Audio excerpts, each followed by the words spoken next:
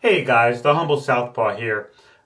Just want to give you a quick video here. It's not going to go in too much depth here, but a couple of you guys have reached out and asked me about the disassembling of the Mako magazines.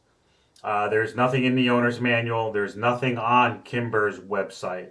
So if you go to a customer service or something like that, I can't remember, help, there is no video, there's no PDF file that shows you how to disassemble. So I did call Kimber yesterday and spoke to somebody there. And to boil it down, they don't recommend disassembling their magazines. Um, they don't sell the parts to it. They say if they did, the parts would cost you more with shipping than to buy a new magazine. So that's their philosophy on this. And I know there's not a lot of accessories out there for the Mako, so not sure there's additional base plates that you could buy, aftermarket ones. So it's a question. I did challenge them. I asked them. I said, well, what about maintenance? You're running, 500, 1,000 rounds through your gun. You're going to want to clean those magazines you know, just to get the primer, the gunpowder, and all that residue out from inside the magazine. And honestly, the guy was like, "Just buy new ones." And I'm like, but looking at the price, I think the 15 round is still running about $48. So, he did do some research. It wasn't like he just gave me an answer and blew me off. He looked, and I think he even put me on hold and spoke to a few other people, and they basically didn't have anything. Of course, if you had one of their 1911s, they do have how to disassemble their magazines on a 1911, but with the Mako, they do not. So yesterday I did try disassembling one, and in this video I'm not going to go through the whole process. It is a little tedious and it'll take some time and all that, but basically, underneath all of them, there's a hole or a slot that's you're going to depress with something, a screwdriver. These ones are a little round, so you might be able to get a small Phillips head in there, like a jeweler's one. And then, if you look in there, you'll see the same thing. And then with the 15 rounder, let me see, can I get it?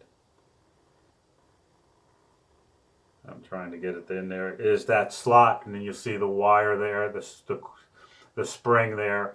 And then if you look at it, when you take it apart, you'll see there's a little bent section that kind of makes it extend up and all that. So basically, you're going to want to do is take a screwdriver flathead and you're going to press that in. And when you press it in, it shifts the spring this way.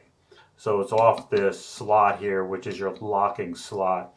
And then from there, you're just going to start going, pushing the opposite direction of where this rounded part is, and you're going to slowly, just as you're doing it, putting your thumb over that so that the spring does not come shooting out.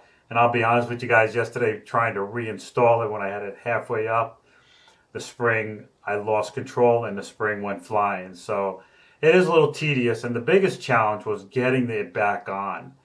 I got it on, but the problem was that little loop, I guess they created at the end of the spring that goes into this slot, did not align, and it's not that easy. It kind of sat back here, and if it's not in that slot, the base plate will move. It doesn't lock in place. So had to take it apart again and figured out as you're doing it, you kind of have to get a screwdriver in there, and as you're trying to slide it back in, you're pushing the spring back towards this way so that it catches that loop into that slot.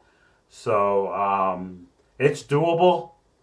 I guess, but if you can't buy the accessories, the parts for this, it's a matter of do you want to do it or not. But that's basically it, and that'll work on all three of these, the 13, pressing it down, and then you're just going to, here you can see, if I can do this right, get this up there for you guys, you can see where this is an open end, so you're going to be pushing it away from the open end. And the same thing on the 11, there's the open end, and then you're gonna, once you unlock it, you slide it, away from the open end, but they recommend not doing it. So that's where we're at. But it is a little tedious, especially trying to get the lock back into place. Like I said, I figured out you got to push the spring towards that slot so it catches that loop. So hope this is helpful to you guys. If you like this, please give me a thumbs up. I'm sorry I didn't really go deep into it, but at $48, really didn't want to mess with another magazine and try to do it, but give you the idea of how to do it. So that is it, guys. So they don't recommend it, but if you can do it, just like I said, pressing that spring port in their slot, and then sliding everything away from the open end. So again, guys, if you liked it, give me a thumbs up, subscribe, and be safe.